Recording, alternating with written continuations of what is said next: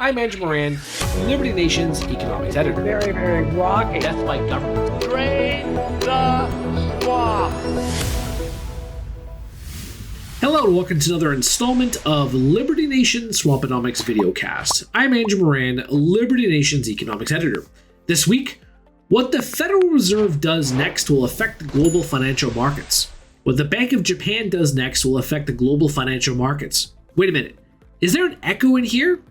Investors recently saw spillage from the Bank of Japan raising interest rates. In July, the Japanese central bank lifted its key interest rate from a range of 0% and 0.1% to around 0.25%. The decision was made in response to the yen's collapse against the US dollar, which had traded as low as 160, which was the lowest in 40 years. The move occurred about 4 months after the BOJ increased the key rate above 0% for the first time in nearly 20 years. The BOJ chief warned that additional rate hikes were on the table this year, depending on the state of the world's fourth largest economy, and stopped short of providing a time frame.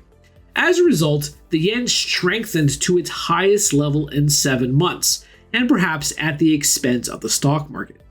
Just days after the second rate hike, the Nikkei 225 suffered its worst session performance since the 1987 Black Monday crash. And folks, I wasn't even born at that time.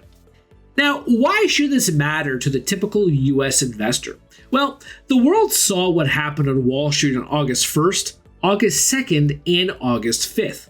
A sharp sell-off that was reminiscent of the early days of the coronavirus pandemic before the Federal Reserve unleashed the mother of all stimulus bombs. Of course, the meltdown had many causes, but one of the key drivers was the so-called yen carry trade.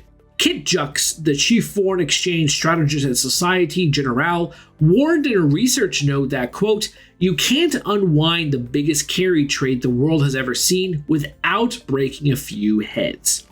So what is this whole carry trade business exactly? Well, a carry trade has become a popular trading strategy for both retail and institutional investors.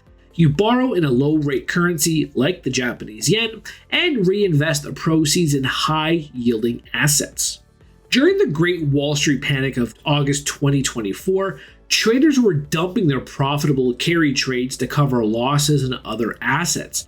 This was apparent because the Japanese yen had surged as much as 7.5% against the buck during the session.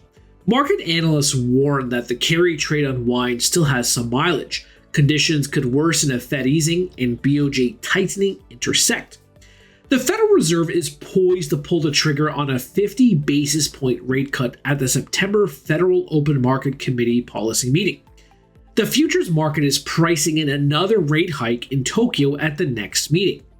While it might seem like a few basis points for both carry trade investors and central banks, in a highly leveraged environment, this can make quite a difference, which was apparent during the sell-off. Indeed, this might be more of a driving factor for further losses than a possible recession.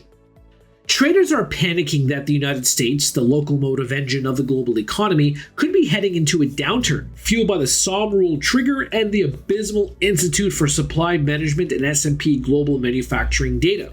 However, the Atlanta Fed to the New York Fed, the GDP Now model suggests the economy is on track for another 2% expansion in the third quarter.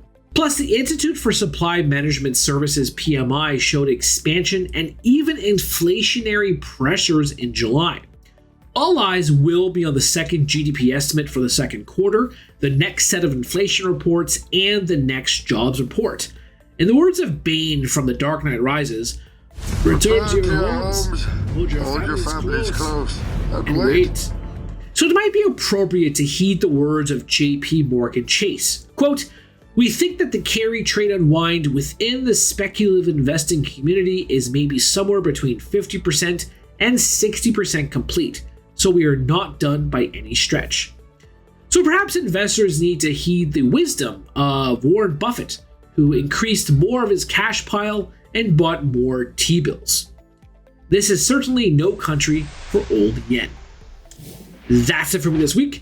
Please read my full Swamponomics column on the pages of libertynation.com And be sure to check out my previous Swamponomics TV videos and interviews.